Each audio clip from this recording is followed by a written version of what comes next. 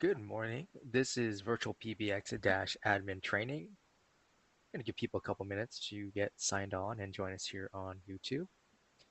The training lasts about an hour and a half, a little bit more, depending on load times. We do record these trainings, so you can always come back and view the training if you need to, especially if you need to leave early or can't dedicate the whole hour or so to the training. Also helps that you can then send a link to other colleagues who may need the training as well. Feel free to make use of the YouTube's chat feature to ask questions about a particular feature as I'm going through it.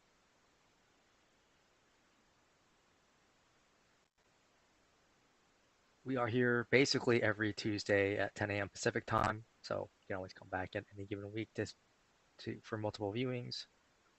Feel free to look at the other videos we have on our channel here. Usually they focus on a particular feature, so give you some more insight than what I may be able to show here in the training. All right, so here we have our dash login page, which is at dash.virtualpbx.com. For admins, I do recommend bookmarking this page. Also, if you're going to make use of ACD queues, any of your users who are going to be part of an ACD queue, I would recommend bookmarking this page. Now, to get logged in, we need 3 pieces of information. First, we need your email address, your unique identifier for your user. We need your password, which you should have via email, and then the account name, which is typically your company name. Now, if for some reason you don't have your password, for example, down here at the bottom right, just above the sign-in bar, we have a forgot your info link, and you can click on that. We still need to know your email address, right? Then the next 2 fields, we need one of the 2 fields filled out. So we need either the account name or a company phone number, right? So one of the phone numbers your customers call to reach your system. Then click on Reset Password. This will send you an email with a password reset link, right? So that'll temporarily log you in and allow you to change your password. Once you do that, the system will log you out. It will also not allow you to go to anything else within the system. It's basically change your password and then logs you out. Come back here. Again, enter your email address, your password you just set, your account name. Also gives you a chance to click on the Remember Me box, and then click on Sign In.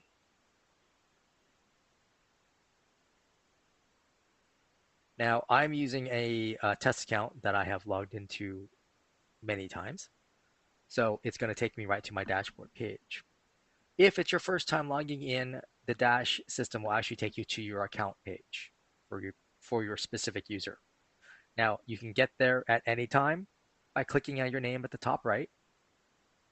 And here you have your email address. The main thing that's changed is your password. You may change your time zone and language as well. Now, as a system admin, over here on the left, you have access to the account level settings. Most common change here is the time zone and display language. If you ever need to change the account name, you actually need to reach out to our billing team. There's a couple different places they have to change that information so everything syncs up properly. Now, as I said, I'm in a test account. So for you, on your left-hand side, you'll have some additional information. So under where it says user, there'll be another set of links there for billing-related things. So things like seeing your invoices, updating your account information, whether that be your payment information or who the contact is. Now, some of those fields are not currently available. Our billing team is going through an upgrade right now. So for a lot of that, you'd have to contact our billing team directly. But in the future, that will all be there so you can take a look at it without having to make a call in. Now, once you're done here, towards the top right, click on the little close box, and then you'll be at your dashboard page. Up here at the top, again, you can click on your name at any time to get back to that account page. Just change your password, for example. For most of you, to the right of your name, you'll have a D&D toggle. D&D standing for Do Not Disturb, right? So D&D. You can click on that and it'll flip it to be white, right? Meaning it's active, meaning you're not accepting calls, right? Click it again, it'll be mostly black, so it's off. Now, the reason I don't have it here is because my user is a member of the call center, ACD queues. Call center, or the ACD queues and the D&D toggle do not work well together. So once a person is assigned to be a member of the queues, the D&D toggle is removed. Next, we have the help icon, right? Question mark. Now, 3 of these options will always be here. The 4th one only shows up under a particular circumstance. So first up, we have chat with us. This opens up the chat window at the bottom right of your browser. So you can chat with a support representative to walk you through a particular feature. Learn more. This will open up a new tab and take you to our support pages so you can view guides and go through them. The online store, this will open up a new tab and take you to store.virtualpbx.com. And this is where you would order things like a new VoIP phone or a router. And then the 4th one, which is the one that shows up under specific circumstances, is the web phone. This will open up a new tab and take you to webphone.virtualpbx.net, and only shows up here after you've added a web phone as a device on your user. Now, once you go to webphone.virtualpbx.net, it asks you to log in with your Dash login information and allows you to use Chrome or Firefox on a computer to make and receive calls, right? Computer with internet access. The mobile versions of the browsers are not supported, so it may or may not work.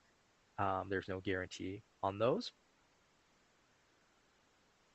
Then over here, we have the 3 horizontal line icon or hamburger icon, right? This is your menu to get to other Dash features. We are primarily going to be here in the dashboard. That's where most of our discussion here will be. But we'll touch on some of these other, or actually we'll touch on all of these to some degree. Some are plan specific, like dynamic caller ID. Others are included as for all Dash plans, and then the logout icon. Now here in the center, I have total users, right? I have 21 people on my account. Most of, depending on your plan, right? You could be on a user-based system, so the more users you add, the more your bill will be. So something to be aware of. Total devices, I have 37 devices and a breakdown, right? Little chart here. Softphone, a software application that uses your internet connection to make and receive calls. So these are VoIP devices. If you don't already know, VoIP stands for Voice over Internet Protocol. Just means using your internet connection to make and receive calls. The softphone, that can be the VirtualPBX softphone app, or it could be a third-party softphone app, right? Someone else's app. Down below that, we have the SIP phone. This is a piece of hardware, right? A physical device. Yealink, Cisco, Polycom, etc. Typically connects via Ethernet cable to your router to get on the internet. You make and receive calls. Now, SIP is a kind of VoIP phone, right? It's a particular protocol. There are multiple kinds of VoIP protocols out there. So when you're shopping, you want to make sure you're looking for a SIP compliant or compatible device. Web phone, right? That browser-based Chrome or Firefox device. We have a cell phone here, which we're all pretty familiar with. Unregistered devices, I have 2, and that's in reference to my SIP phones, right? So 2 of my physical devices are currently offline. I don't know why, right? The system just says, hey, we can't communicate with them. That could be simply like they're not plugged in right now, right? Like someone's moving desks, right? It could be, there's a network issue or an internet service provider issue. Next up, I have total numbers, 32, 32. These are customer-facing phone numbers in some fashion. Then there's a breakdown here of assigned numbers and spare numbers. Assigned number, you're using it, right? Someone can dial it and expect to speak to someone or leave a voicemail, join a conference, or be sending a fax. Spare number counts towards your allotment of phone numbers based on your plan. You can check the pricing page if you just signed up to see how many phone numbers are included. But you're currently not using them. So for instance, you're about to expand into a new market, right? New area code. You already got the number ahead of time, so you can start, producing your marketing materials and whatnot.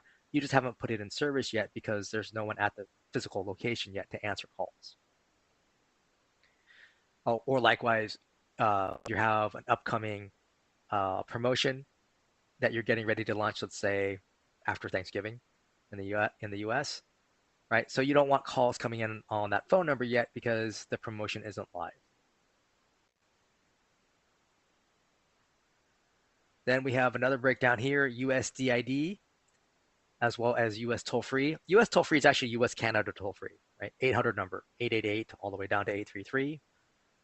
USDID, that just means a US local number, right? So you have a number in San Jose, California, or a number, say, in Des Moines, Iowa.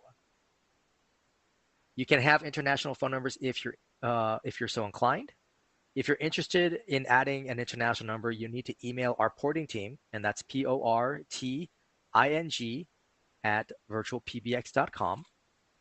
And they need to know the city and country that you're interested in getting a phone number in. Once they have that, they'll confirm if we can get a number in that country or not. And if so, if there are any additional requirements. Right? Those requirements are from the country itself. It's not something we can control. Next up, we have conference bridges. This just means I've enabled three of my users to host or moderate a conference. Now we're going to go over here to the top right, my main number box up here. So I have 5 phone numbers listed here. These phone numbers all act the same way or behave the same way, right? So they're all going to the same location in my system. They're all going to play the same main greeting. Then here I have my conference number. So this is the phone number everyone dials to join the conference rooms, whether they're my staff members or my clients or my vendors. You can have multiple conference rooms numbers if you wish, but they're all essentially getting to the same set of conference rooms. The fax box number, you can have the one main fax box number, and this is your inbound fax number. The company directory, this allows you to download a CSV file that will have all your staff members' names, their extensions, and their primary devices. The soft phone directory, this is for use with the VirtualPBX desktop soft phone app, so on Mac OS or Windows. You would download this file, upload it to your VirtualPBX soft phone on your computer, and this will allow you to see the status of the other soft phones on your account. Right, so if my coworker Bob, he and I are both on soft phones, I'll be able to see if he's on a call or not. Now, if Bob has multiple devices, so let's say he has a Yealink VoIP phone and a soft phone, or in a VirtualPBX soft phone for that matter, right? I can only see the status of his usage with the VirtualPBX soft phone. So if he's on his Yealink, I have no way of knowing that. The store discount code, just for being a Dash customer, you get a discount code for use in our store, online store. So that's store.virtualpbx.com website. And then we have the account realm. This is unique for each account. This is used in a couple things. If you're going to make use of a third-party soft phone, this is one of the 3 pieces of information you need to program that soft phone. The other thing it's used for is for sending a fax out. On Dash, to send a fax out, you actually don't have to be logged in to your Dash account. You just need to be using the email address that's associated with your user. You create an email like you normally do, but instead of saying, sending a message to your cousin Becky, right, in the to field, instead of having Becky's email address, you enter the plus sign, the number 1, the area code and phone number you're faxing to, the little @ symbol, and then your account realm. After that, you just need to attach a PDF or TIFF file and click send. Right? The system is not going to look at the subject line. It's not going to look at the body of the email. Right? It looks at the to field, the from field, and the attachment. You only can include 1 attachment per fax attempt. Right? So you want to make sure you remove any signature files or things of that nature. And again, make sure you're faxing a PDF or a TIFF file.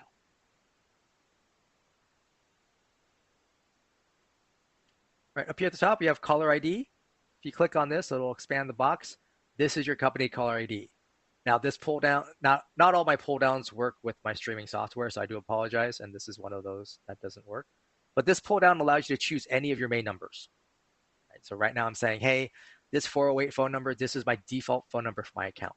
When I select it here, the company caller ID name, this is an optional field, allows you to input up to 15 characters, including spaces and special characters, that the system will transmit as part of your outbound caller ID when you make a call out with your VoIP phone. Then we have the company emergency information for E911. System wants a North American address, and then you would click on Save Changes. Now, if you entered information here in the company caller ID name field, once you click Save Changes, this gets transmitted to the other carriers who support this feature. It takes them approximately 3 business days to update their databases. Then, hopefully after that point, when you pick up your VoIP phone and make an outbound call, right, your phone number will automatically be displayed. But we will also send this information along with that caller ID to whoever you're calling. Several caveats. One, not every carrier that your call can route to supports this feature. So if your call happens to route through one of those carriers, your CNAM information doesn't reach your destination. The other thing, and probably the most problematic, is when you call cell phones. The cell phone providers do not participate in CNAME, at least not natively. Many of them are willing to charge their subscribers an additional fee per month to have the ability to have CNAME information show up on calls that come to their cell phones. My carrier wanted $10 a month. I chose not to do that because they get enough of my money. So, but just something to be aware of when you're calling cell phones, that your CNAME information may not be displayed. The other big thing to know about CNAME is it does not work with toll-free phone numbers. Right? When toll-free numbers were first created, they were designed to be only for inbound use. So they were never created with the ability to have outbound CNAME information. But any changes you make here, click on Save Changes at the bottom. Hold music. This allows you to set up your default hold music for all your users. Now, on Dash, what hold music means is a call comes into your users, they pick up the call, and then they press hold button on their VoIP phone. That's when this file will play. You can upload your own media files. Dash will play back .wav and .mp3 files. You want to make sure they're recorded in mono, not in stereo, and that they're under 1 megabyte in size. Just click on the Browse button here to find the file on your system. In this box here, you can enter in what you want the file name to show up within your Dash account. Right, then click on Browse to find the file. Click on the up arrow icon. Once it finishes uploads, then you click on Save Changes. Now, ours here is part of main number. So I'm just going to click on main number. We're going to work our way out. So up at the top, we have main company numbers. Right? So these are your main numbers that people call, right? Your general numbers. Now, you don't have to have 5. You can have 1. You can have none, actually, if you really want. But the system is really designed to have at least a main number. Now, if you decide you don't want to use a main number any longer, or you want to reuse it for something else, then you would just click Unassign in front of that number. And all I've done is remove it from being a main number. It's still on my account. Right? It's now one of my spare numbers. Down here at the bottom, this is where you can add numbers to your main numbers. For any place where you can add a number, you'll typically have the option to add from spare or buy new. Right? Add from spare, this just pulls up the list of your phone numbers on your account that you're not currently using. Right? You would just put a check next to it and then add selected, and it would show up here. Buy numbers is how you add new numbers to your account. When you click on this, you have the option for local and toll-free. Starting off with toll-free, choose the toll-free prefix you want to work with. Click on the little search button, and the system will display a list of available toll-free numbers with that prefix. You can scroll down to keep showing more numbers. Click Add next to any number you like. You can add multiple numbers at once if you're so inclined. Right, little card shows you how many numbers you have, shows the number. You have the option to put it back. Now, one thing to keep in mind is that this list of phone numbers is dynamic, meaning you're actually technically uh, competing with other people in real time, right? So if, let's say, I'm adding a number and then my boss comes in, hey, we got a meeting right now, right? So I get pulled away from my desk. I didn't finish the process of adding the number. Say it's an epically long meeting. I come back later. I tried to buy the number. It's possible someone actually grabbed the number while I was in my meeting, and I cannot complete the process. So in general, once you've added numbers you like, make sure you click on that buy button. Now, you're not actually being charged when you click that buy button. All it is how the system adds numbers to your account, right? Your account includes at least some number of phone numbers as part of your monthly plan price. So if you just signed up for us, check the pricing page. Otherwise, you'll want to talk to our account services team. Now, right now, the system is verifying that the number was truly available, and then it will add it to my system.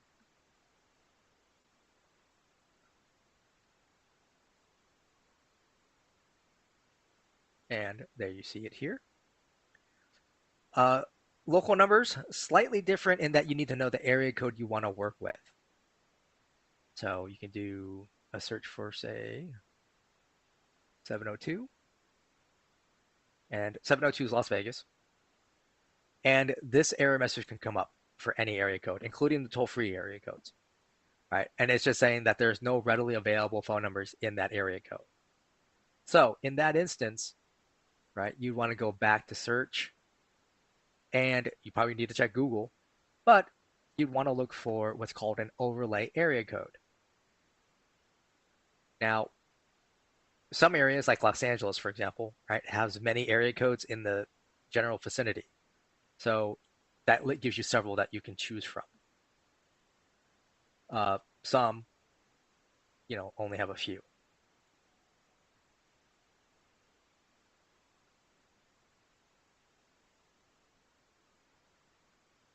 And let's do the actual proper overlay.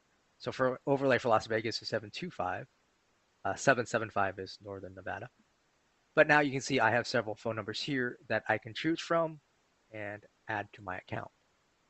Now, if there's a particular area code that you absolutely have to have a phone number in, you can email our porting team and they can do what's called a back order.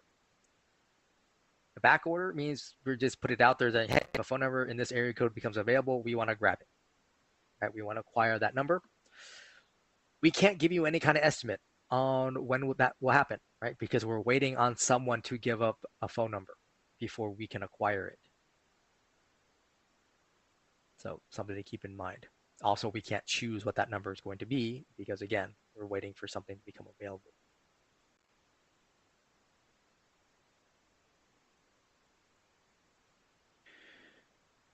Now, for places that we have a phone number, you have a little gear icon here to the right.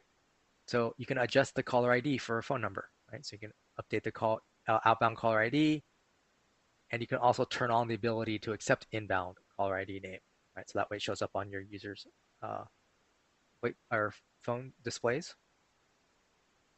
E911, this allows you to set up an address for each of your phone numbers on your account, which then allows you to assign this phone number to particular VoIP phones for E911 purposes only, right? So I can set up an address on this 725 area code phone number and then assign it to particular VoIP phones.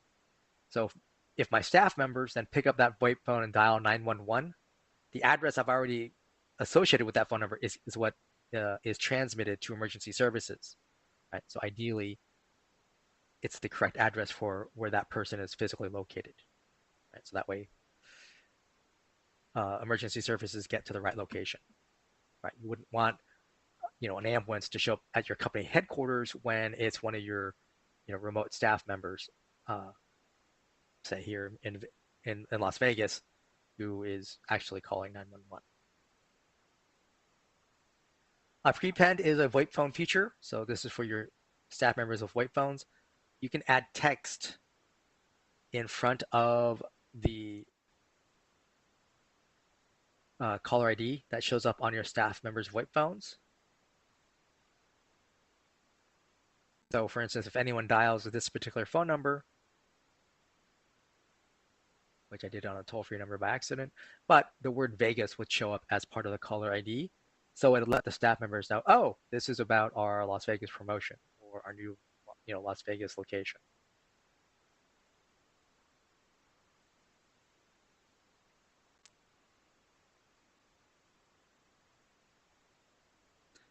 All right. Next up, we have office hours strategy. 24-hour open office, right? Means you're open 24/7. Or custom office hours. If you choose custom office hours for each day of the week that you're open, put a little check mark in front of the day. And then in these boxes here to the right, you select your open hours in 24-hour or military time. Also down here at the bottom, towards the bottom, you have the option to say your system closes for lunch at the same time every day.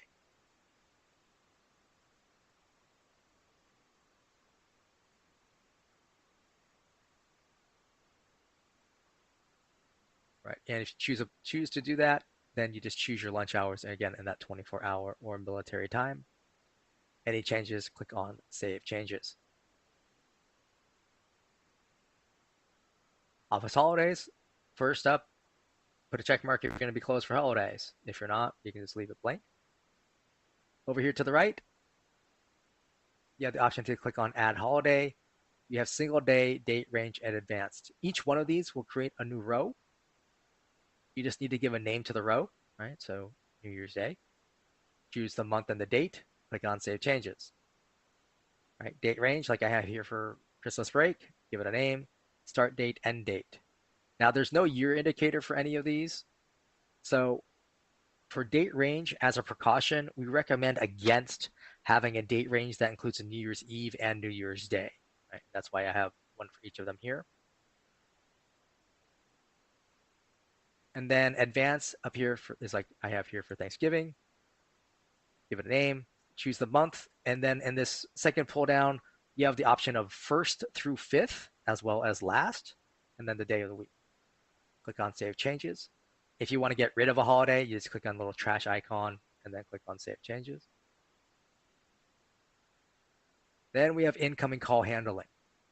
So this is for my main numbers up here at the top. How do I want the system to handle calls during my open hours, my after hours, and my holidays? Right, so open hour, the options are basically the same. These first three, right, so calls to the virtual receptionist, call to whatever pull down, and then virtual receptionist, and then calls to, again, whatever pull down and whatever voicemail box. These first three will always be present for every account. Right, the fourth one only shows up if our services team had a advanced call flow created for you, or if you have multiple auto attendants on your account, and then you've made one of them available in main menu. Right, advanced call flows, essentially. All right, so open hours, I have calls coming here to my virtual receptionist. I can click on virtual receptionist because that's a link. It's going to open up a big old box. On the left-hand side, this is my main menu. This is what people can press on their phones to navigate through my system. All right, down here, I click on Add Route. Gives me a new menu option. Now, this pull down, you can select 0 through 9, as well as the star key and the default action. All right, and then the second pull down is where it's going to end up. All right, so Smart PBX directory, which would be the dial by name or user directory. You can select a user. You can select a call queue if you have queues on your account. You can make use of groups, right, departments. Groups and queues are related. Groups are included feature. ACD queues are an upgrade feature. So there's a cost associated with them.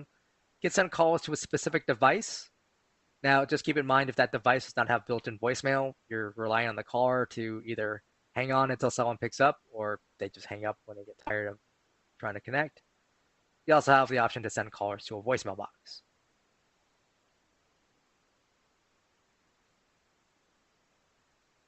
All right, over here on the right, first up, we have our greetings. Right, the greetings, that's where you say thank you for calling, typically your business name. And then you want to make sure you give directions to your callers, right? What do they press to get to where? You can include things like hours of operation, directions, special promotions, etc. Now, First up is text-to-speech. This allows you to type in a greeting. It will play back in a computerized robotic voice. Now, this greeting is limited to 250 characters, not words, characters. It does not count spaces. I have been able to get some text-to-speech greetings up to about 300 characters, but 250 works consistently. You would just click Update, Save, and Save Changes. Now, the text-to-speech greeting, it uses a generic name, right? So when I create a greeting here, like this one that I have here, it has the file name of my main open hours menu and then TTS for text-to-speech, right? So if I come in here and I make an edit to this, right, click Update, Save, and Save Changes, now I have two files called main open hours menu TTS. And that can become a problem when you look at the pull downs for the various media files. My suggestion is if you're making use of text-to-speech, especially like if you're just starting out or you're not used to PBX systems, when you make a text-to-speech greeting, on the left-hand side, you want to click on the Greetings Manager, find that main open hours menu TTS file, and rename the file, right? At least like in greeting 1. So that way you know, oh, that was the first one I made versus the second one, etc. You can upload your own file. In this box here, you just enter the file name or what you want to call it on your system.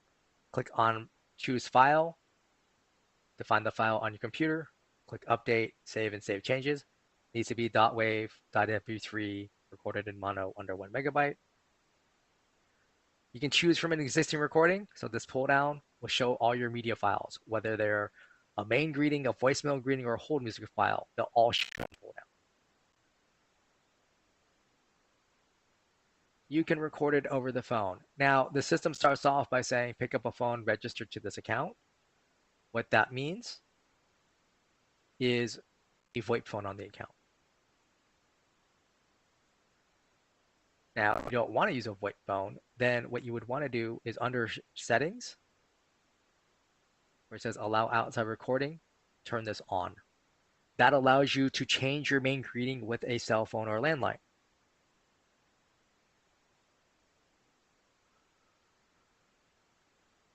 No matter what, you will need this PIN number. Now, this PIN number is specific to this time of day, right? So meaning it only works during my open hours.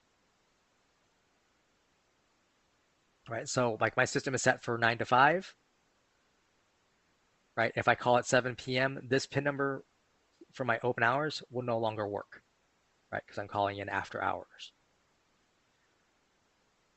If you just signed up with us, right, you don't have a main greeting set up. When you call your main number, the system will tell you that a greeting for this menu has not been created yet, and then prompt you to enter the PIN number. Right, enter the PIN number. It walks you through recording over the phone.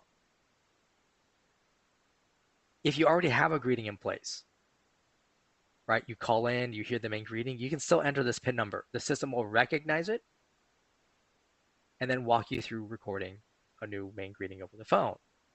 However, when you're recording over the phone, the system does not give you a chance to name the file. So if you have greeting A playing, you call in, enter the PIN number, you record a new greeting over the phone, the file name greeting A stays the same, but the content has just been completely changed. And the main reason I bring that up is for holidays. Right? Once the holidays kick in, sometimes people forget to change their greetings, and then they call in and record it over the phone. And instead of their normal main greeting playing, they now have a holiday greeting, but they don't have the data, right?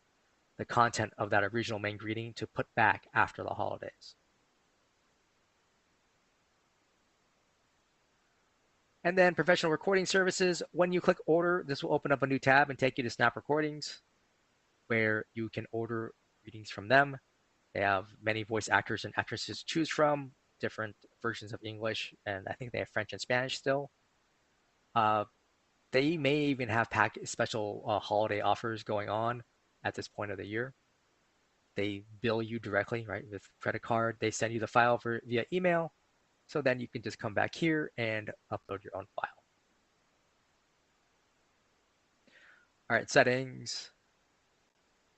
So number of retries on missed dial. This is how many times your inbound caller can make a mistake. right? So when I have it set to 0, that means they can't make any mistakes. They get one chance to enter in the correct menu option, right? If I change this to 1, right, now they have two chances because they have the original opportunity and then the one retry chance. Dialing timeout, this is how much time the system listens for additional button press, right? So caller comes in and they press number 5. The system will wait for 1 second to see if they enter in additional digits and then go, okay, is there menu option 5? In this case, no. Double checks to make sure there's no extension number 5. Then we'll send them back to have the main greeting play again, right? Because they get one more retry. Customer, listening to the greeting, they press 7. They don't press another button after that, right? So the system waits 1 second, says, okay, well, you only get the one retry, so it will then send it to the default action, right? The PBX directory. I remove that. Now, if there's no default action, then the system says, we did not recognize your entry, and then ends the call, right? Says goodbye. We already covered allow outside recording.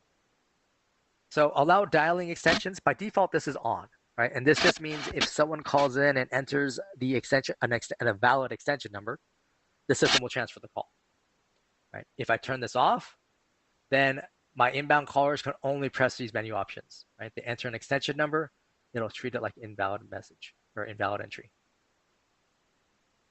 And then lastly, we have the suppress the playing of the invalid entry message, right? So if you don't want the system to say, sorry, we did not recognize your entry, goodbye, or please wait while your call is transferred if you have a default action, you would click here to turn that on, right? So you're turning on the suppression of that message.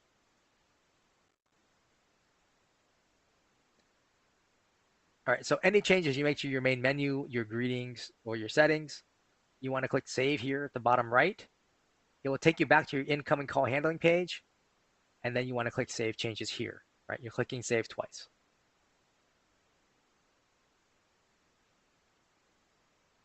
Now, second option here, call comes in, I'm offering it to my front desk group. If they don't pick up, then it goes to my virtual receptionist. This is a pull down. So you can select, typically it's either going to a user, a call queue if you have them, or a group. Most, or possibly a device. Most of the other options don't make a lot of sense or could be confusing to your inbound caller. Click here for virtual receptionist. Now we're under my after hours, so I have different menu options. Right? I probably have a different greeting in place. You can have different settings.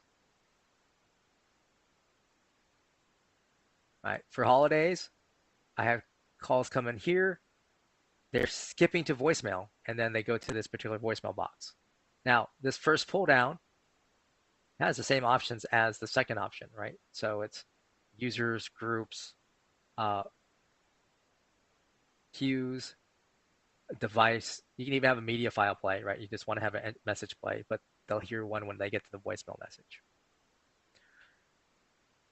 Third option, again, this is if you have advanced call flows, whether that's a secondary auto attendant showing up in main menu or some sort of custom work done. But basically, you're sending your calls to your main numbers to that secondary attendant. I should point out this second option, right? This is your live operator answer option, right? So calls are being offered to my front desk group, right? A group of like 5 people. So I'm giving my staff members a chance to answer the call first. If they can't answer for whatever reasons, right, then my caller goes to the virtual receptionist. All right, main conference number. You can have multiple conference room numbers, right? So you can add from spare or buy new. Here you've got the options for a custom greeting. This is actually a custom text-to-speech greeting. Turn it on, you enter up to 250 characters, click save, and that will play when people call your conference room number. Now, even if you don't have that custom greeting in place, the system does say, welcome to the conference, and then prompts the inbound caller to enter the conference room number and then the PIN number. Main fax box number, you can only have the one number. That's why there's no option to add from spare or buy new. But we do have the option here to edit the fax box. First up, we have the inbound notification email. In this box here to the right, you enter in an email address, and then you would click on Save Changes. And that email address will get an email every time a fax comes through to the system. Now, if someone dials your main fax box numbers, let's say from their cell phone, right? They hear fax tones. Most people will hang up, go, oh, I must have hit the wrong number. This email address, so Mark, he's still going to get an email saying that there was a failed inbound fax attempt. Now, in that email, they'll have like the date, the time, the phone number, any kind of caller ID information, right? So if you see the phone number and it says wireless caller on an inbound failed fax email, you know, okay, that was someone dialing the wrong number. Right now, if it's a phone number you've been expecting a fax from, you'd want to call them to find out what happened on their side and see if there's any additional information from them. Email permissions. This is designed to put in your company's email domain. Right, so that way you can enter in your company domain here on the box to the right, click on Save Changes, and anyone at your company can then send a fax out via email as long as they have that proper format, that +1 area code and phone number, @ the account realm, attach a PDF, right? They don't have to be necessarily a user on your Dash account as long as they have a company email address to work with. All right, auto attendance. This is a plan-specific feature. That just means it's available on some plans and not others. This allows you to create secondary attendance for use in a couple of ways. First is, or the two most common. The first is for submenuing, right? One for English, two for Spanish. You would then create an English and Spanish attendant here. They would have a greeting in the appropriate language, and their menu options would go to the people who speak the appropriate language.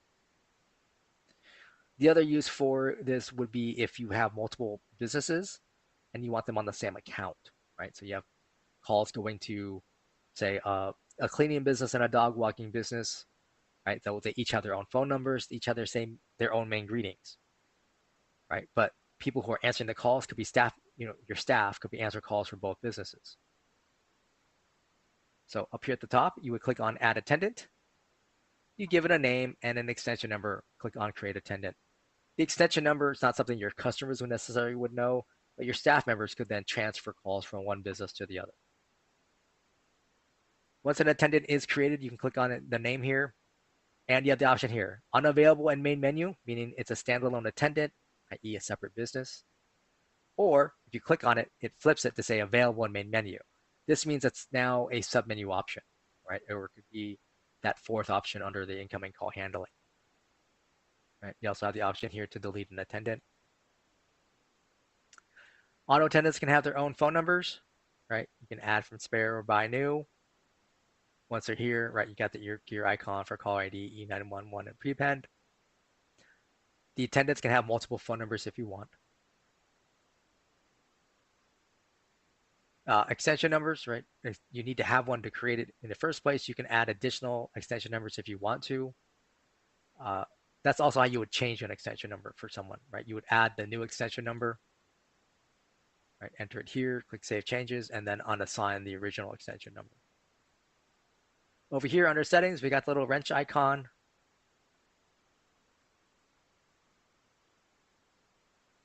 And then you see you have open hours, after hours, and holidays, right? This will match what we set up under your main number.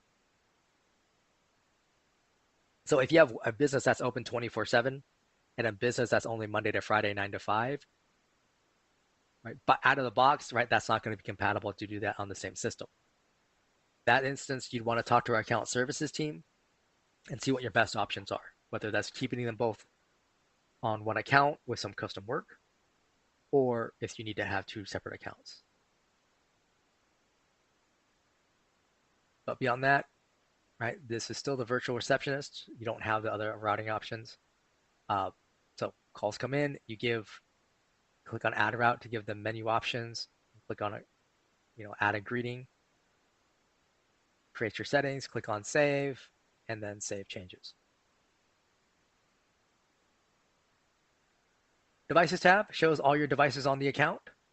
Red device means it's not registered, so we can't send a call to it. So in the case of, say, a web phone or a soft phone, right, that could be they're simply not logged into it right now. Right. Black device means you've turned it off. Right? If you click on it over here, it will either turn red or green, most likely red, because if you had it off, it probably wasn't being used. Right? Turn it back off to turn it back to black. And then green down here, right? This soft phone you see is registered. That means we can send a call to that device. Up here at the top, you can add new devices. You have these options. SIP phone, that's that physical piece of hardware. You have these manufacturers to choose from. Right? Some have many models, some only have a few. But you find the make and model of the phone you're going to work with, and then you give it a name. Right? I usually say the person's name and then the word phone, or the location, right? Like break room phone. MAC address, this should be on the phone itself, usually a sticker on the back of the phone or the bottom of the phone. You can also, if the phone's plugged in, you can also typically get this under like its status settings or basic settings. But you enter that information here, you click on create device, and then the only other thing in our dashboard you would need to do would be to assign that device to a user. And then here under the wrench icon next to that device, you would go to advanced, miscellaneous, and click on unlock. Right, at that point, our system is saying, hey, that phone should be ready to provision. For the physical VoIP phones, right, the SIP phones, you would need to log into the phone's web user interface and enter in a URL. And you're basically telling, hey, phone, go to this web page and get your config file. Right, it will do so. It will then reboot a couple of times and then show up as a green device. For the specifics of that, you want to go to our support pages and you're looking for the document called auto provisioning phones. It's going to have screenshots for the various manufacturers, a proper syntax for the URL, and in some cases, some additional settings to check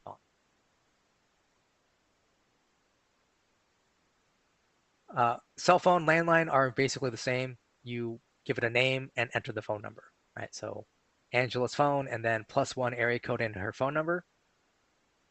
No spaces, dashes, or parentheses. I click on this one down here.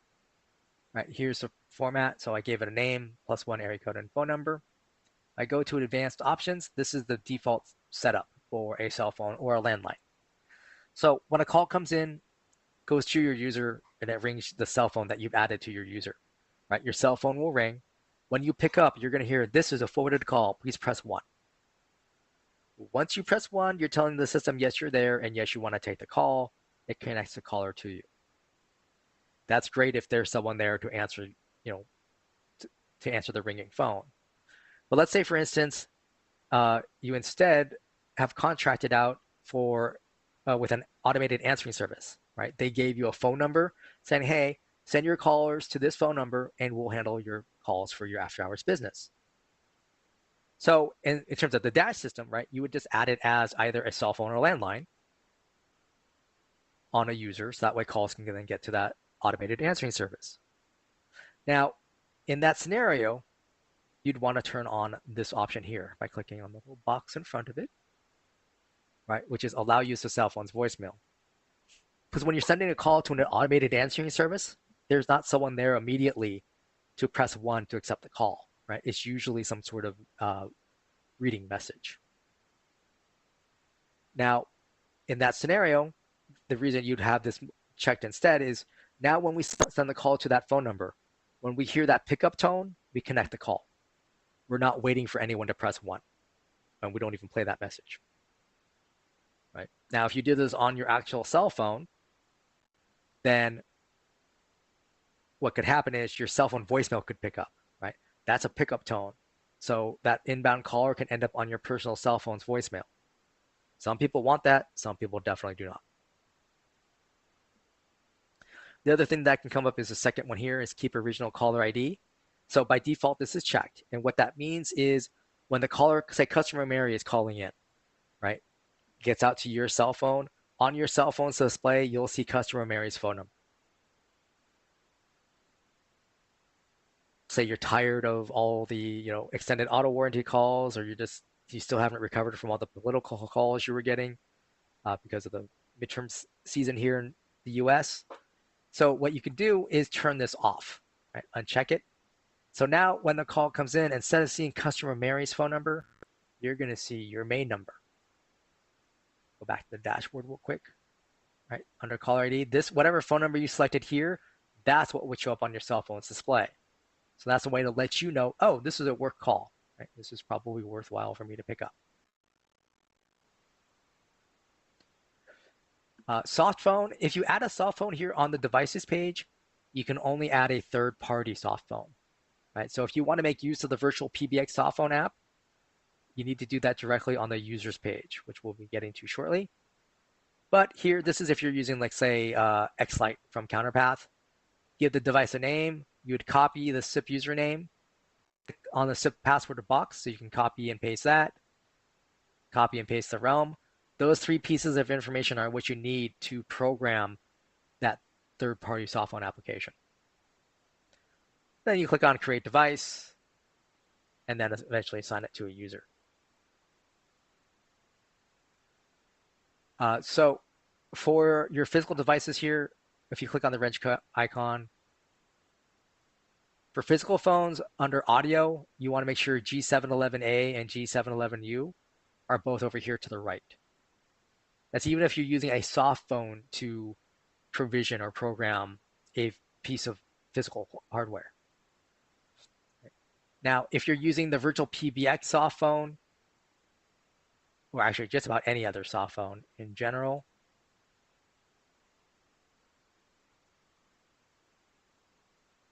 you would go under audio. You want to make sure Opus is your selected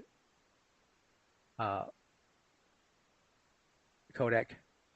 Also, when you click on the wrench icon, this is where you get to the emergency information. You select one of your phone numbers. And if that phone number has an address associated with it, it would show up here. So that way, for emergency services, you know which address is associated with this device. All right, Greetings Manager.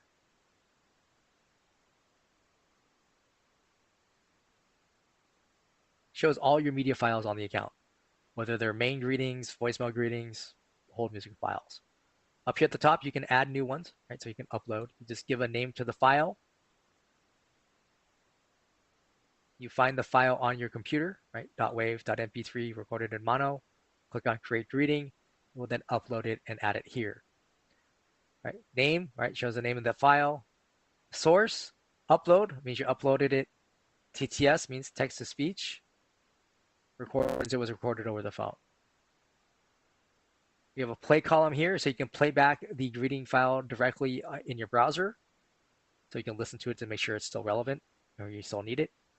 If for some reason that works, then you also have the option here to download the file to your device and listen to it that way.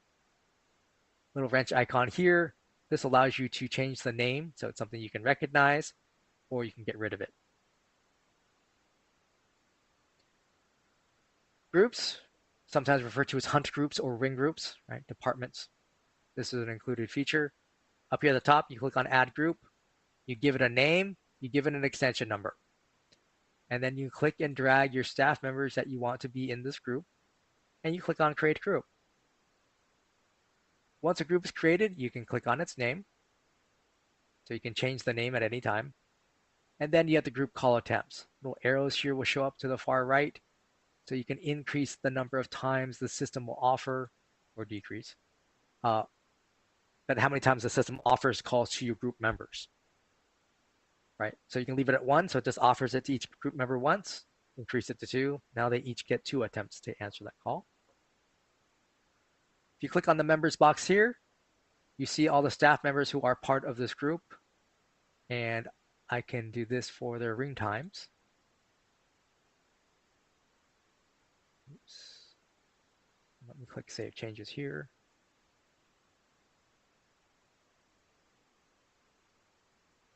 All right, so now I set up what's referred to as blast ringing or ring all, right? So all my staff members, when a call comes into this group, all of them, their devices ring until one of them picks up. Now, let's say Bob has multiple devices. When he gets a call offered to him from this group, all of his phones will ring. Right? There's a user feature called Follow Me. Calls from the group ignore that feature completely. Just rings all of their active devices. Now, up here along the top, we have timestamps. Right? You can add this last one. You also have this button here for distribute. So I can click on this. So now it calls in the group will always ring in this order, right? So they always offer it to Bob first, then to Aaron, and to Peter. Now, let's say a call comes in, Bob answers it, and he's helping the customer.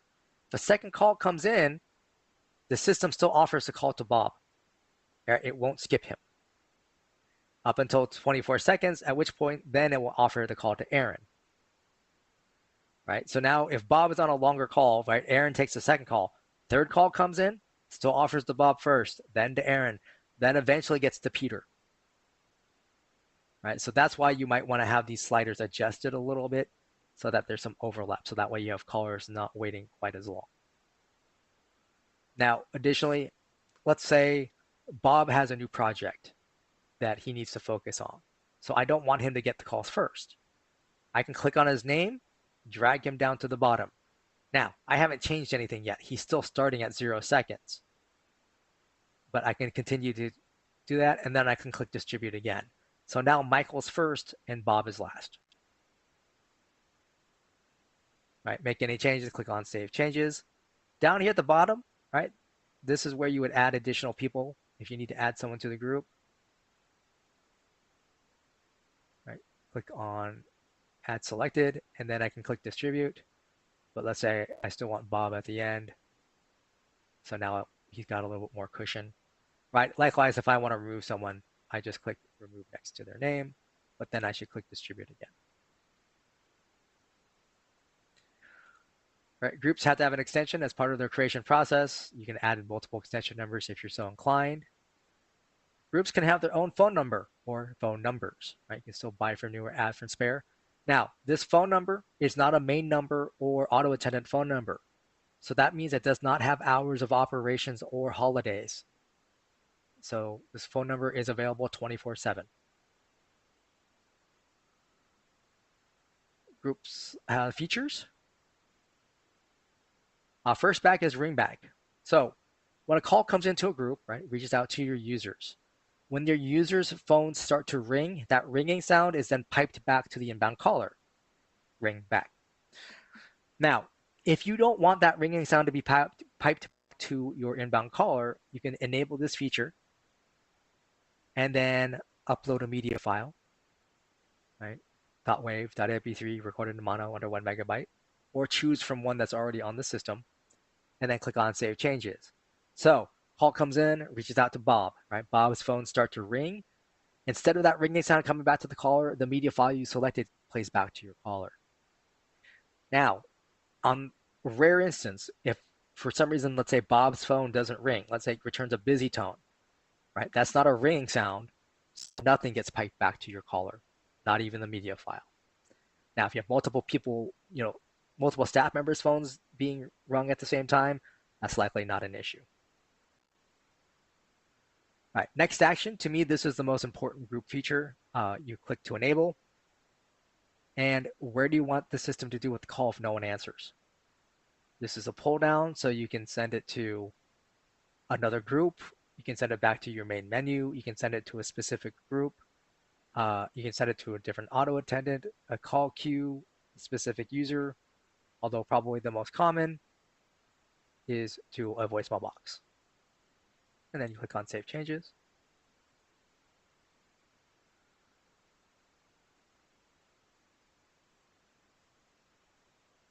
Allow call forwarding. When you enable this, you're just letting your users make use of call forwarding, i.e. they're not at their normal desk phone, but they still want to take group calls. Caller ID prepend. When you enable this allows you to either enter name or text or number information in front of the caller ID that shows up on your staff members' VoIP phones.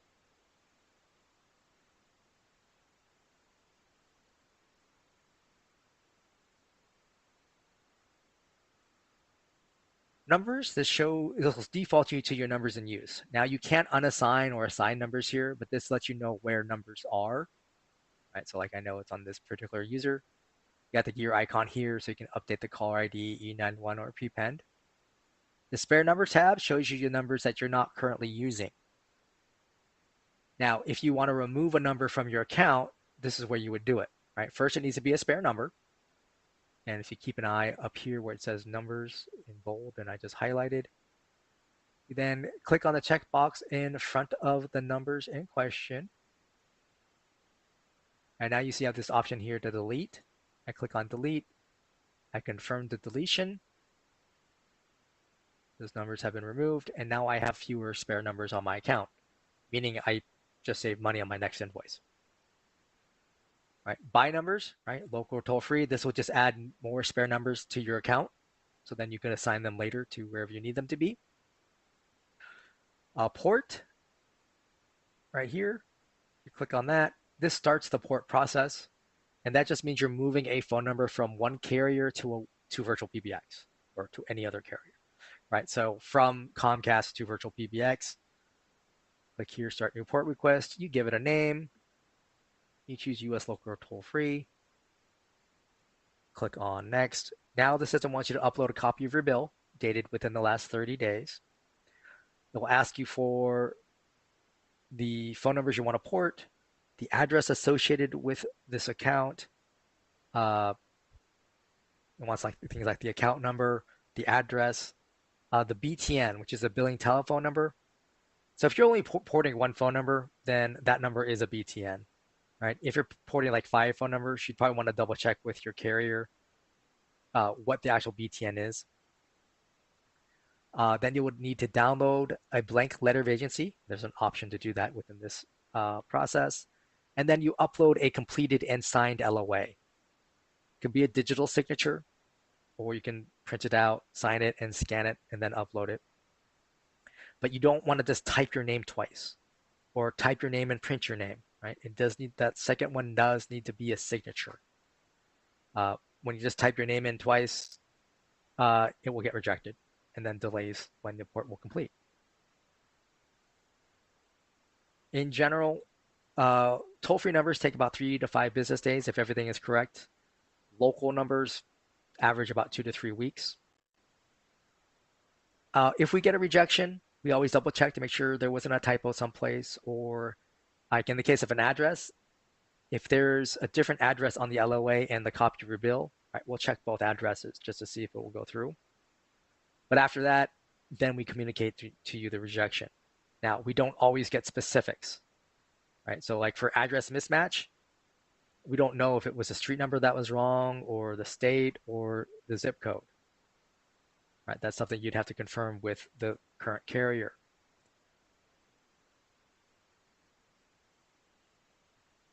And that's almost always done via email. All right, users, this is where you would add new users to your account or see your existing users. All right, people with the gray suit or the gray person icon is a standard user. The blue suit icon is someone who's a system admin, so they can do all the changes we're talking about. Up here at the top, that's where you add a new user. You enter their name, first name, last name. The email address used for login must be unique for each user, right? You cannot reuse email addresses. This is also what the system uses to communicate with the user for things like password resets or voicemail notifications. We use that email address used for login for that. Then you create a password for the user, and then you enter an extension number. Now the system will give you a recommended extension number based on which extension number you started off on your first user, right? So this system started off with extension 1000. This system's saying, hey, the next available extension is 1012, right? I can type in a different extension number if I want to, right? Now, by default, the system will create a voicemail box for the user at the same time. That voicemail box is intrinsically tied to the user. So, for instance, if I created this user with the voicemail box and I then added a VoIP phone to that user, they could pick up their VoIP phone, dial *98. That will log them directly into their own voicemail box. The system will then prompt the person to create a PIN number for their voicemail box and then walk them through creating their voicemail box greeting.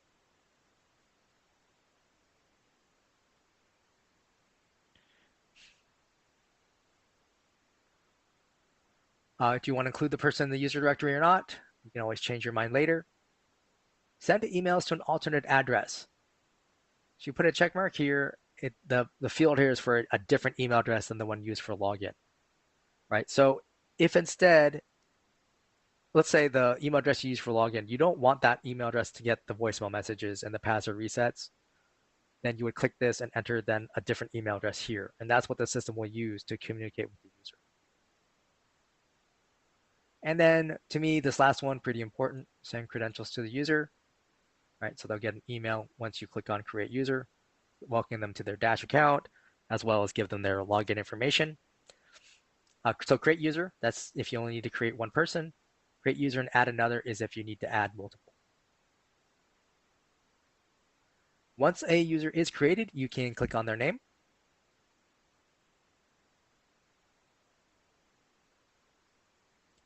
You can change their name, right? You can click here to change their credentials, right? Their email address or their password. You also have the option here to resend them the password reset email. You can change their voicemail box PIN number. Just enter 4 digits, save changes. Here's the option to send to alternate address. Here's the option to be or not be in the user directory. Now on the right-hand side, this first pull down, this allows you to change a user into an admin or an admin into a user. This next pull down, that's the time zone for the user, right? So that way their voicemail timestamps are accurate to their location. Little flag icon here, this allows you to change the display language for this user. English, French, German, or Russian. Ringing timeout. So on this user, it's grayed out because he has follow me calling enabled, but the default is 20 seconds. 20 seconds, typically plenty of time for calls to a landline or a VoIP phone. If you have a user only using a cell phone, you'd want to kick that up to 30 seconds, possibly even up to 45.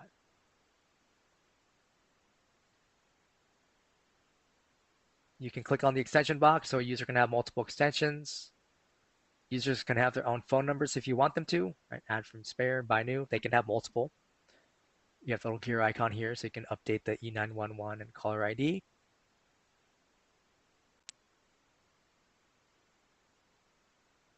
Devices, right? You can add devices directly to a user, chip phone, cell phone. The soft phone on a user, let's get to that big box page here. So here, oops, he already has a virtual. So a user can only have one VirtualPBX soft phone. And actually even only one associated with their email address.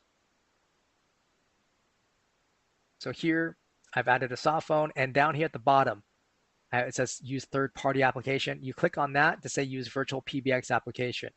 Now, this particular user already has a VirtualPBX soft phone associated with this email address, so it's not going to let me complete it. But normally, you click on that, give it a device name, click on create device, and then click on save changes. The system will then send an email to the user saying, hey, your VirtualPBX soft phone is ready, and also give them their login information for use with the soft phone, which will be different than their Dash login information, as well as download links. The other thing to add to a user is the web phone. You would just give it a name, click on save changes, or actually create device, and then save changes here. The web phone uses your Dash login information. So one less thing to try to remember. And then we've got group features, or user features, excuse me. Caller ID number only works with users that have their own phone number. When you enable it and select the phone number, click on save changes. What this means is whenever Aaron makes an outbound call from his VoIP phones, this 323 phone number will show up as the outbound caller ID instead of the main company number. Right? If I turn this off, save changes. So now whenever Aaron makes an outbound call, it's the main company number that will show up, that 408 number.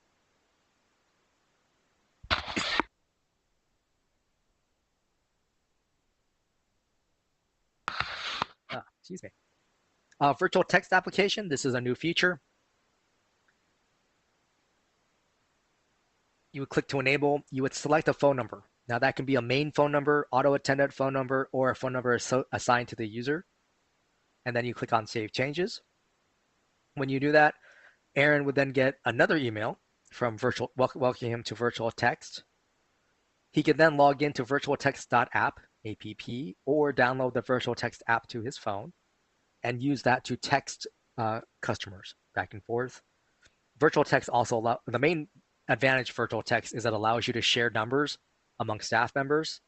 So like for your main number, for example, that way you have multiple people able to text with your customers from your main number. Voicemail box, this is that feature that was created with the user.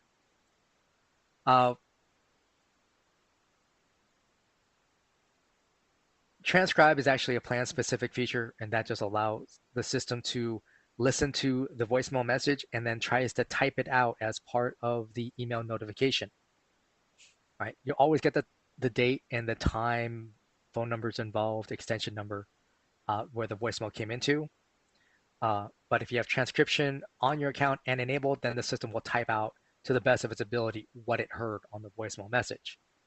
Now, if people are not speaking into their microphone or their mic pick up a lot of background noise, that's obviously going to impact the quality of that transcription.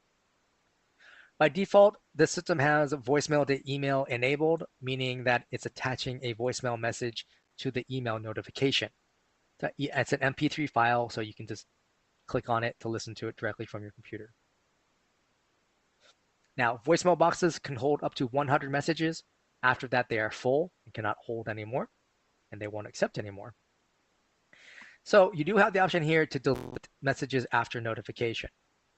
Right? So if you put a check mark there, that means when the system sends out that email with the attachment, it then deletes the voicemail from the system. Now, this limits your user's ability to check voicemail, right? If you delete after notification, they can only ever check their email their voicemails via email. Now, they don't ever have to go in to delete voicemails from the voicemail box, but if for some reason they don't get the email, right, they may lose that voicemail completely. If you leave this unchecked, your staff members can call in and listen to voicemail messages over the phone and delete them over the phone. They can also use the user portal to look at their voicemail messages, delete them, listen to them, etc. Oops. Follow me. This is for users with multiple devices.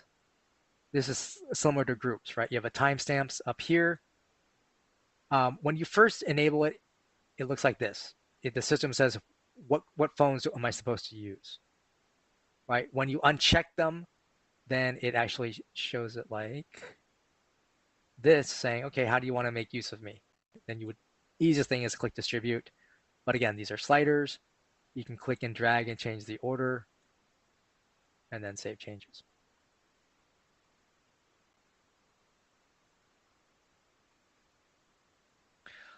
Fax box, you can choose to have users have their own fax box if you want them to. If you do so, you have the option to add use a spare number or assign or buy a new number, add a spare or use a spare number, add a number, or assign an extension. I recommend making use of a phone number. That way this person can send and receive faxes. If you select an extension number, the person can only ever receive faxes. They'll never be able to send out. And even then you might be restricting that because not like some electronic fax services may not allow you to fax to an extension.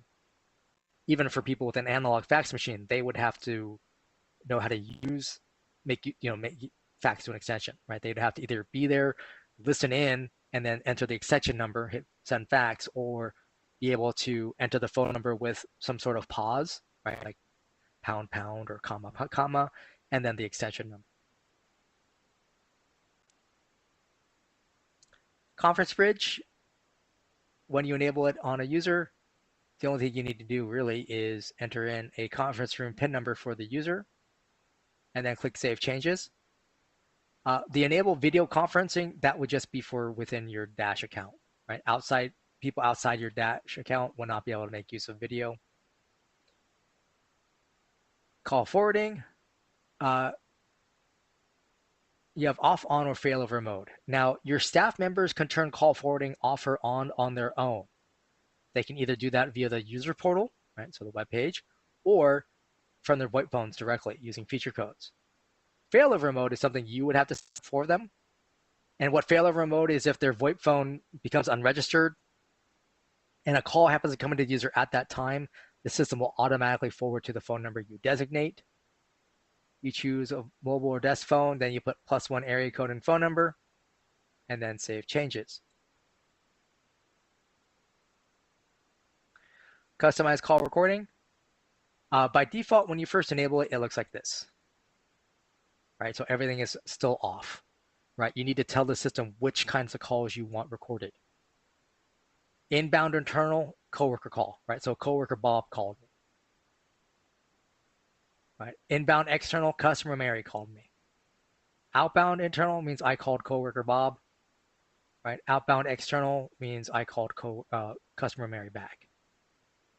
Right? And I can choose to say, okay, I don't want the internal calls, right? Or whatever combination, and then save changes. Now, your account includes at least some amount of data storage as part of your monthly plan price. If you just signed up, check the pricing page. It should be listed there.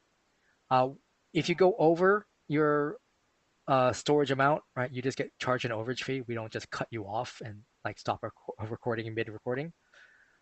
If you have high call volume and you're recording every call, you probably want to look at AWS integration.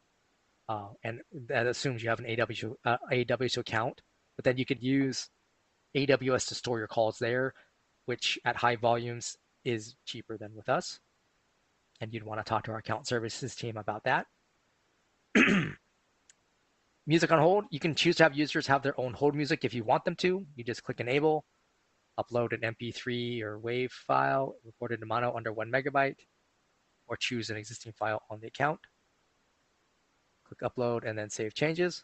For instance, like your salespeople, they can have hold music talking about current promotions, whereas like your tech support people would have a hold music talking about, hey, go to our support page for our most recent guides, etc. Do not disturb. If you enable this, that means calls will not be offered to the user's devices. Instead, go to voicemail.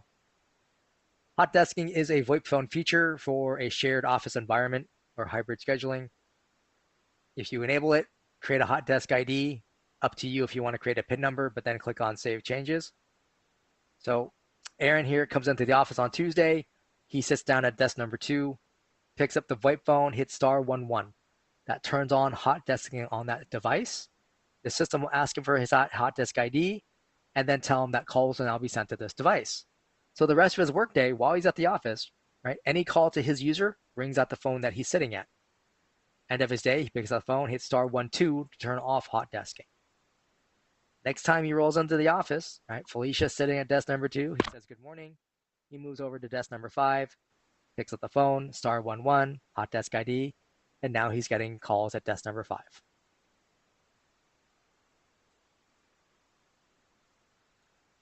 Voicemail boxes shows all the voicemail boxes on the account. Your users' voicemail boxes will show up, right, because they're created at the time the user was created.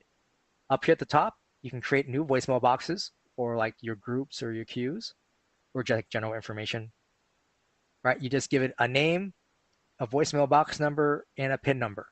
For the voicemail box number, you don't want to reuse any voicemail box numbers, right? You'll get an error. PIN number should be at least 4 digits. You click on Create Voicemail Box. Once a voicemail box is created, you can click on the little wrench icon. You can review the information for the voicemail box number and PIN number if you need to check the messages over the phone or you want to change the greeting over the phone. Over here under Advanced, we'll start with greeting media. You can upload a file, right? .wav, .mp3, recorded in mono under 1 megabyte, or choose from an existing file that's already on the account. Now, the media file, that's your default, right? The normal file that plays. If you choose something to be in the temporary field, that will play instead of the media file, right? That's your out of office or vacation message. Once you put temporary back to none, then the media file will play normally. Under Advanced, next up we have recipients. So for your user voicemail boxes, they have one built-in recipient, right? If you want to add additional people, you would click here, click on add new recipient, enter the email address. If you need to keep adding more people, click on the add button, new row will show up, enter new email address. Once you're done, you click on save changes. All right, so for any voicemail box you create on this page, you definitely want to make sure you add at least one recipient. All right, then we have options. So once you've added a media file and a recipient, you can check the box next to already set up. All right, down here you have the delete after notification option and attach messages to email. And then click on save changes.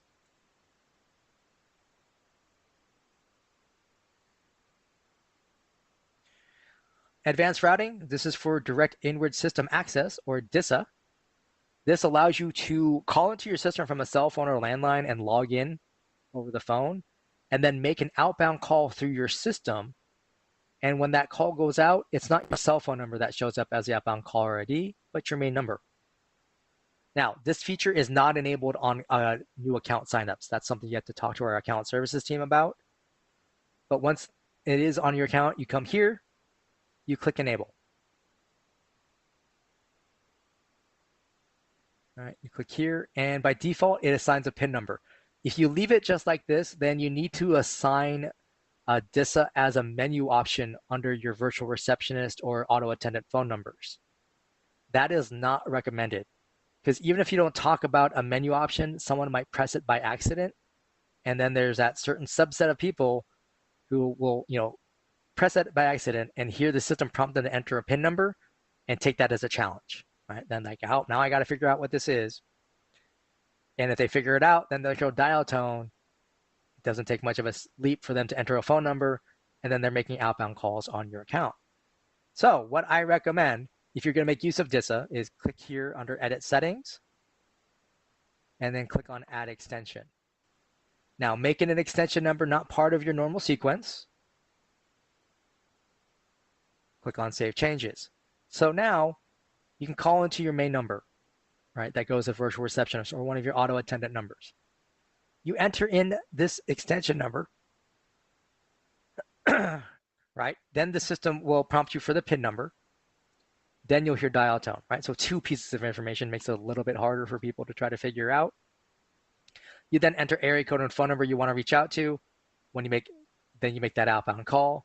And again, it's not your cell phone number that shows up, but that main company number we set up under the dashboard. Now, the reason for it not being enabled right off the bat and why I recommend the extension is, again, this is a way for people to commit fraud on your account, and you may not know about it until your next invoice. One way you might know about it is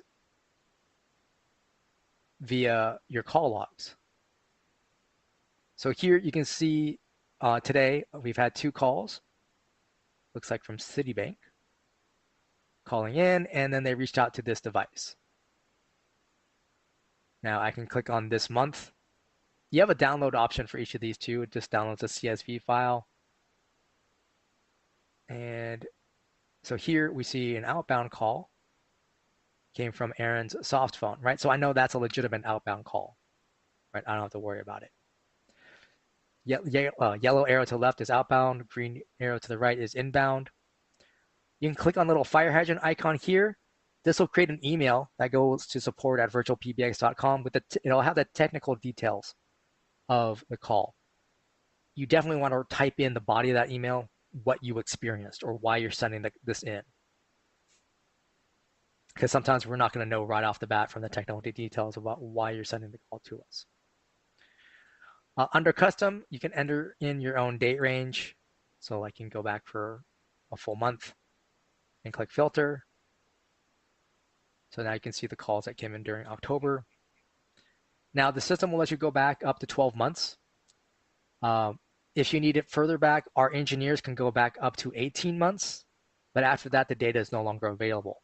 So if for some reason you need your call log data for compliance reasons, I would recommend you do this every month.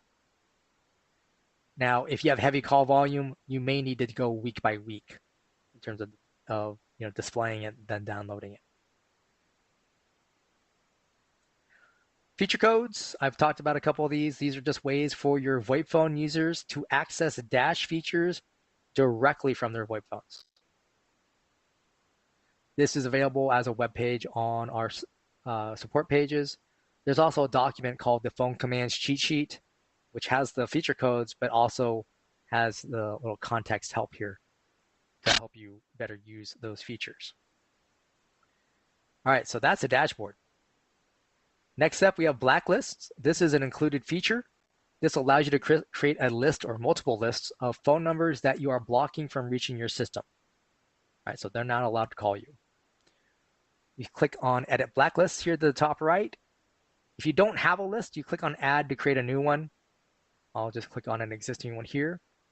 You give it a name, and then you choose, are you blocking anonymous calls or not? Right? If you turn this on, that means if a call comes in and does not have a valid inbound caller ID, right? So we don't have all 10 digits, then the system will block the call from reaching you. They get busy tone. Or you can leave it off and they can come through. Beyond that, you come down here, click on Add Number, +1 area code and phone number. No dashes, parentheses, or spaces. If you need to add multiple, you click Add again to add the next number, etc. Repeat until done. Once you're done, you click Save. And then click on Back to Settings up here towards the top right. And then over here on Selected on the right-hand side, you want to make sure your lists are over here on the right. Those are your active lists. And then you click Update.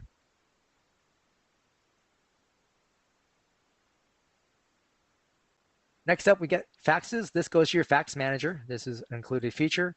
You can get to any of your any of your fax boxes on the account. So I'm on my inbound fax tab. I can see on November 1st, the fax came in from this 219 number to my fax box number. I can see the pages. I can download the file, and I can even choose to delete it if I don't want it on my system any longer. Outbound fax tab, again, you can choose your fax box you're going to work with. A failure here, that means we had a problem connecting with the other phone number. Right? You mouse over this and you see that the fax job timed out during negotiation. So that means we initially connected with the other fax machine, but there was a problem in that initial communication to establish, what is happening, right? That could be a problem on their side, could be on our side. Normally, the best option here is just try it again. Otherwise, normally you'll see, success for most of these. The email to fax logs, if you see information here, this is where the system had a problem processing the fax request, right? So we didn't even actually dial the other fax number yet.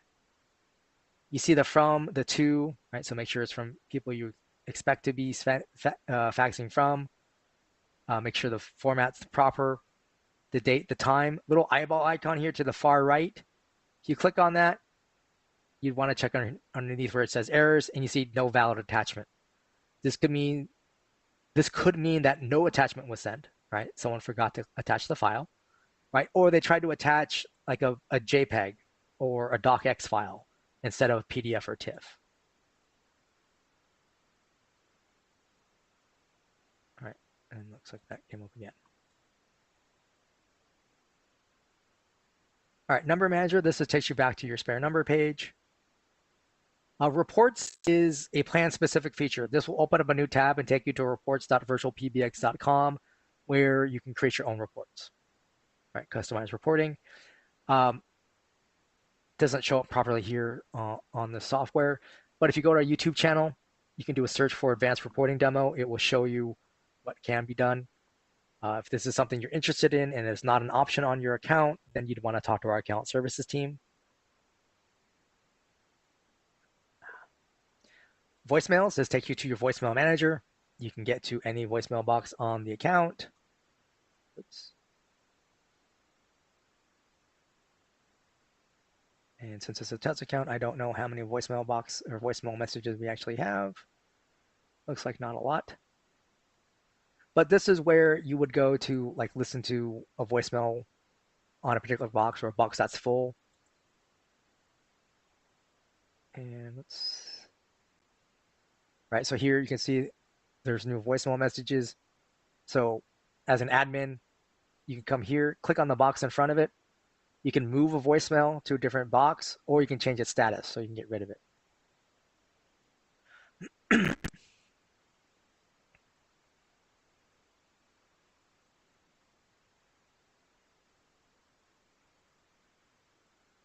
Over here, we have ACD queues. ACD stands for Automatic Call Distribution, Call Center Feature. This is, as I mentioned before, this is an upgrade feature to an existing account, right? So you have to have an account, and it's possible you might have to upgrade your account before you can upgrade to queues. And then there's a fee associated for each queue you add.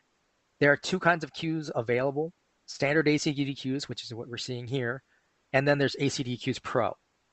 Now, you can only have one or the other on your account, so I can only show you one. However, on our YouTube channel, you can do a search for ACD queues Pro demo, so you can see what those queues are like. It's slightly different.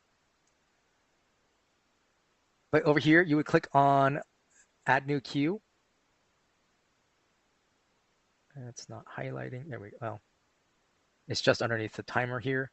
I'm just going to click on a gear icon here on an existing queue. Right, so you give it a name, and then the queue can have either a phone number or an extension. It does not have both. Then under configuration of the queue routing strategy, this pull down allows you to choose round robin, most idle, least calls, least offered. Right, round robin equalizes out over time. Most idle, whoever's been waiting the longest gets the next call. Least calls, least amount of connected queue calls. Right, so if Bob has 2 connected calls, Mary has 5. Under least calls, Bob gets the next call that comes into the queue. Now, obviously, if he's already on a call and a second call comes in, it would still go to Mary. Right? Least offers is the combination of missed and connected calls.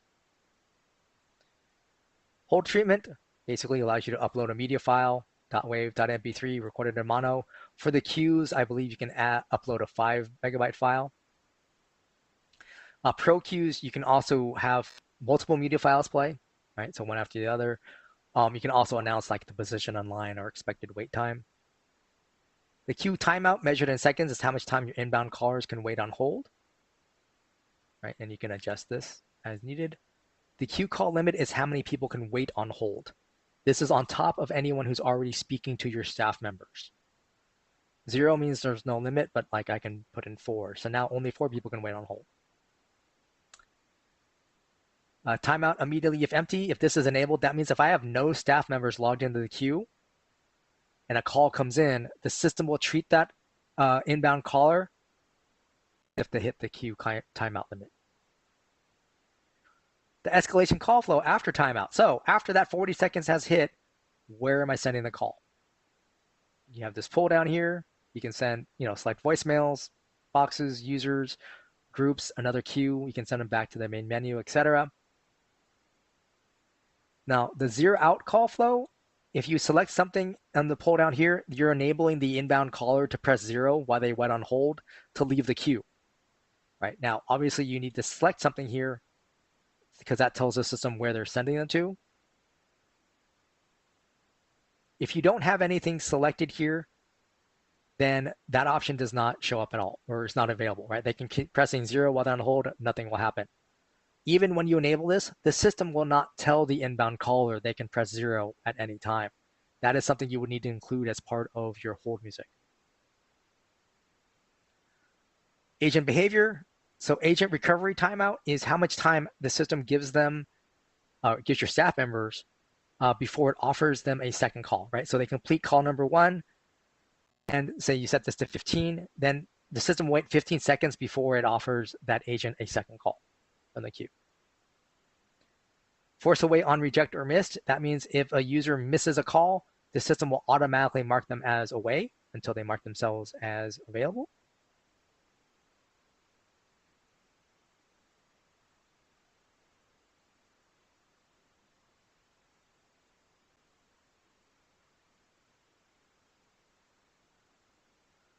And then Agent Connect timeout measured in seconds. The default is 20, which is plenty of time for a VoIP phone. If you have cell phone users or landline users within the queue, then you might update that to 30 or maybe even 40. Now, one thing to keep in mind about calls that go to a cell phone or landline, right? That's an endpoint. Your cell phone user or landline user cannot transfer calls. It's probably something I should have mentioned earlier, so I apologize for that. Once you've created queues, over here on the left, you want to click on the little members icon. Now, if you're just signed up with us, you'll have no one listed here. So you would just click on Manage Members. But this list of people here, these are people that I have designated to be part of my queue group of people, right? They can be assigned to any of my queues.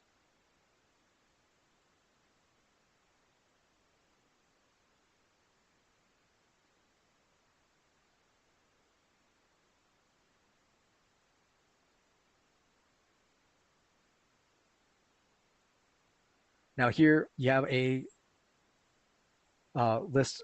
You have two lists, right? The list on the right, these are your call center members, right? So they can be assigned to queues.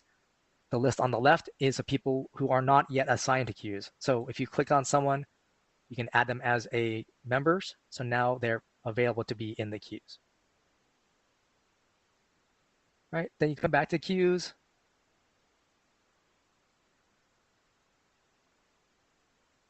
And we're going to click on this queue here.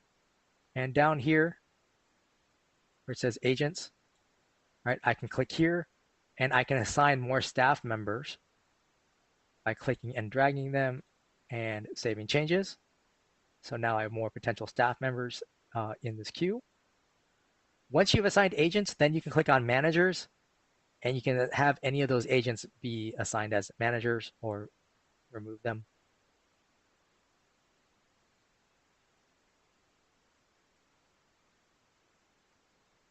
Now for your staff members, right, they would come here, go to ACD queues, and actually let me end my session here.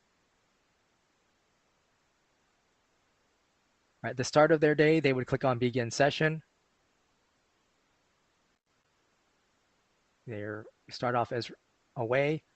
They would then want to click on the phone icon and select one of their devices for use. The default puts it on select all, but you definitely want to select a specific device to use in the queue. Click on the phone icon again, and then mark themselves as ready.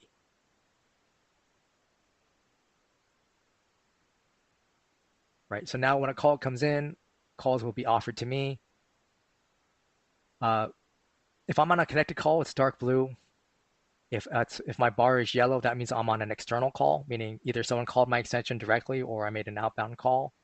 If I'm red, I'm marked away, etc. Right, so I can go, if I go to lunch, right, I would mark myself away. End of my day, I would end my shift. Right, dynamic caller ID, this is a plan-specific feature. This allows you to create rules to change the outbound caller ID for your VoIP phones. So here, for instance, I named this one 408.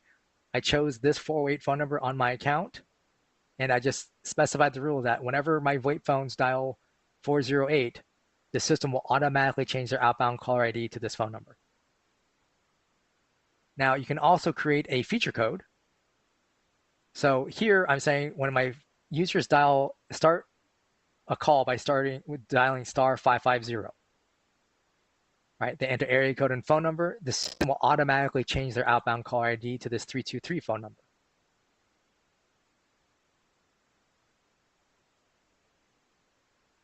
Monitor, another plan-specific feature. This allows you to see the status or the presence of your staff members. It doesn't matter what device they're using. Right, so unlike the soft phone directory, which only would show soft phone status, right, this would show you if Cody is on a call, no matter what kind of device he's using. Right, you can go by devices, you can see who's available and who's busy. You have active inbound calls over here, which show you have a box for each call. And the parking, if someone has made use of the parking feature code, it would show the call and the parking spot number.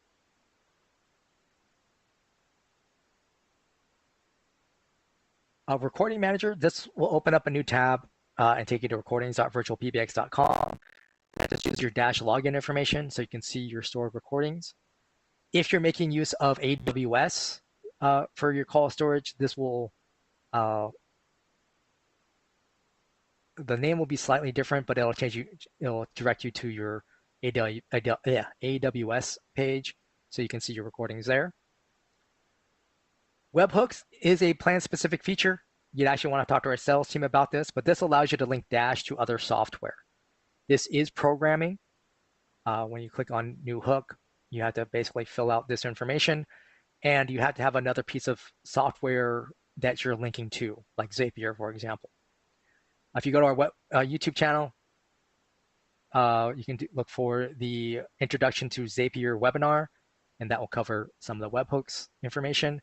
You can also go to developer.virtualpbx.com to see the code of what we've done linking Dash to other software. And then lastly, we have the user portal. Every user has their own individual user portal. So as an admin, you're not going to be able to get to their user portals, but you can get to anything else.